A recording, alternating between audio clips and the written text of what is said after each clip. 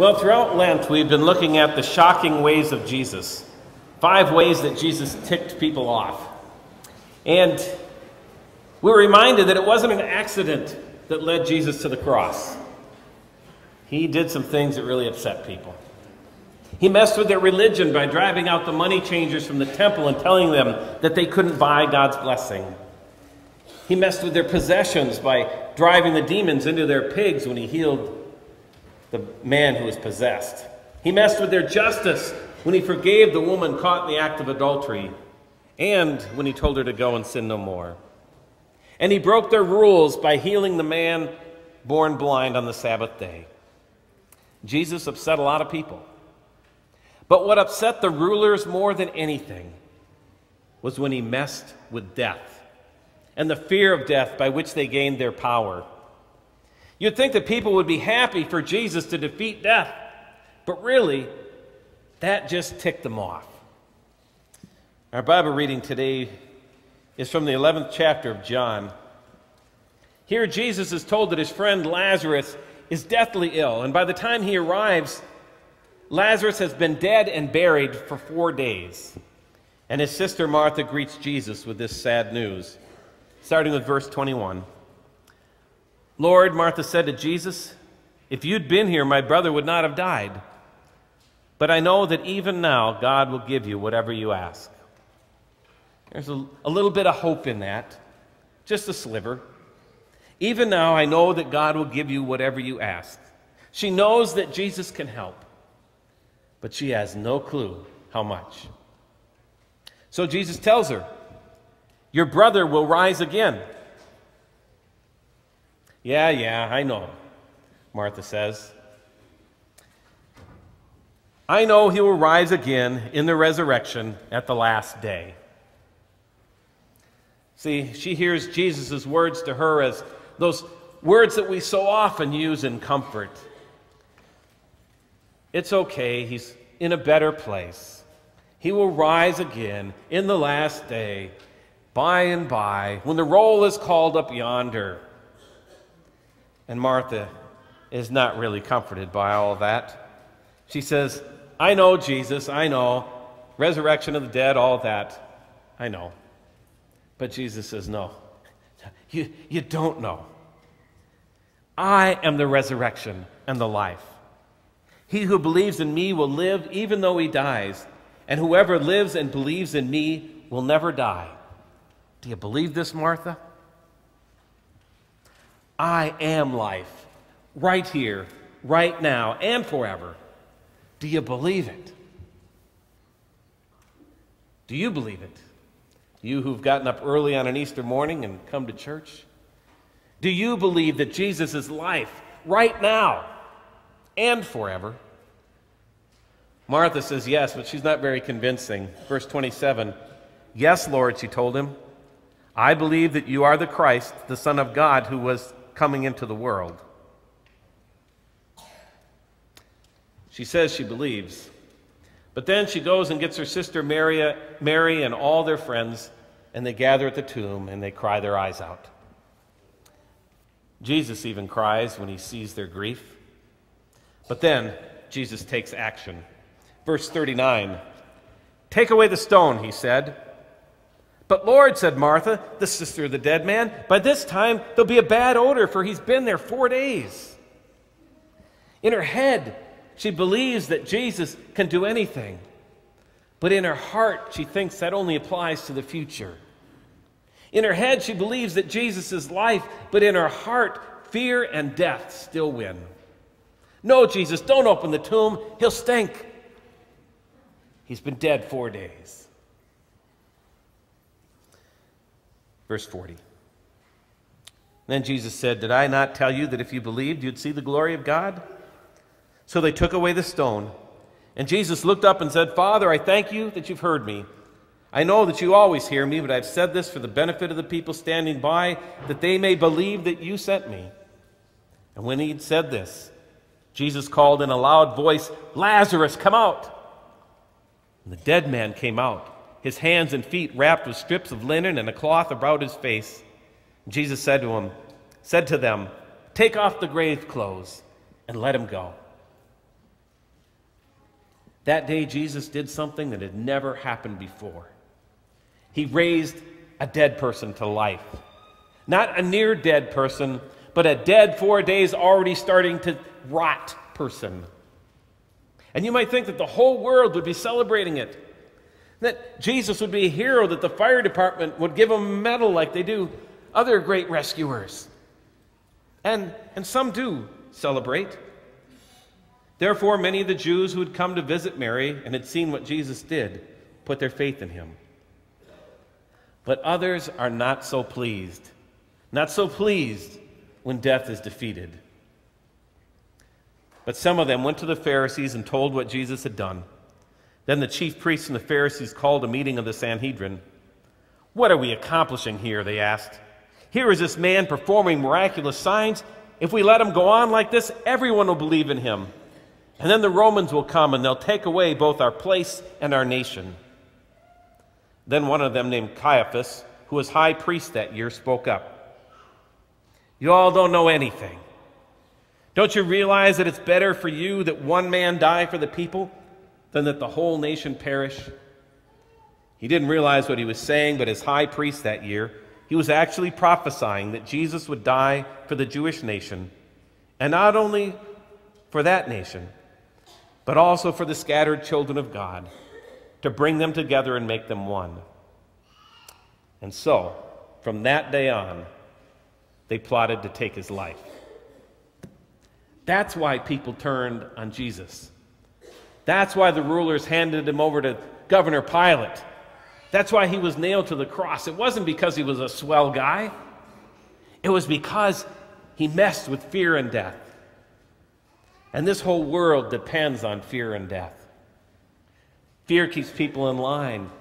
Fear makes people manageable, able to be manipulated. Fear gives those in control power.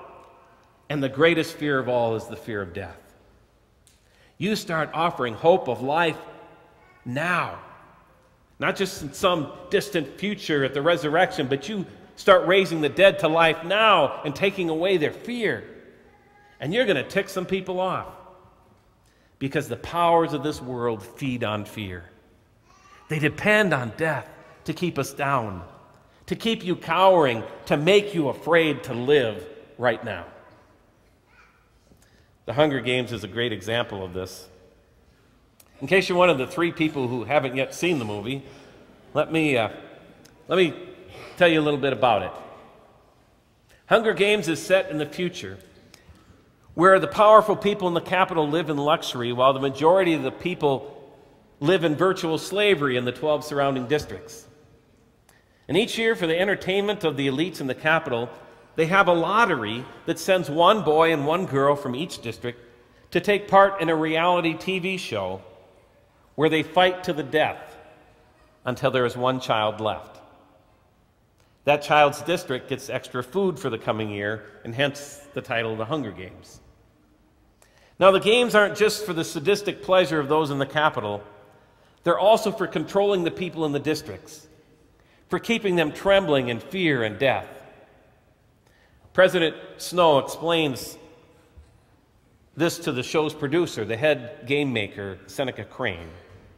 "Do you know why we have a winner?" he asks. "Hope. Hope.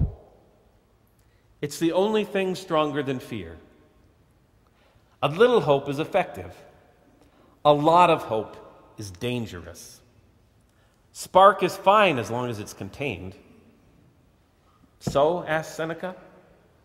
"So contain it," demands the president. Death and fear and the slightest bit of hope. That's how the world keeps us from living now. "I know he will rise in the resurrection at the last days," says Martha. Fear and death and just a little bit of hope. And that's not just the story of Lazarus. That's not just the story of the Hunger Games. That's the story that we're told over and over again. Just think of how many times the story's been told that teaches us to fear. That story is told to everyone who's ever been abused. When someone has used fear or maybe the threat of death even to control you. It's the story of anyone who's battled addictions. It's the story of anyone who's ever been bullied. It's the story that the politicians tell us. They say, be afraid, be very afraid if my opponent is elected. It's the story the atheists tell us. Be afraid, you have no purpose. You're only physical matter, and when you're dead, you're dead. There is no God, there is no hope. But it's not just these newsmakers that want to control us through fear. We surround ourselves with fear and death all the time. Every health club survives because we're afraid of looking bad, or we're afraid of growing older, or afraid of dying. We spend more on health care in this country than anybody ever has in the history of the world because we're afraid. We're afraid we might hear the word Alzheimer's or cancer. Even in our relationships, how often are we living in fear? We fear rejection.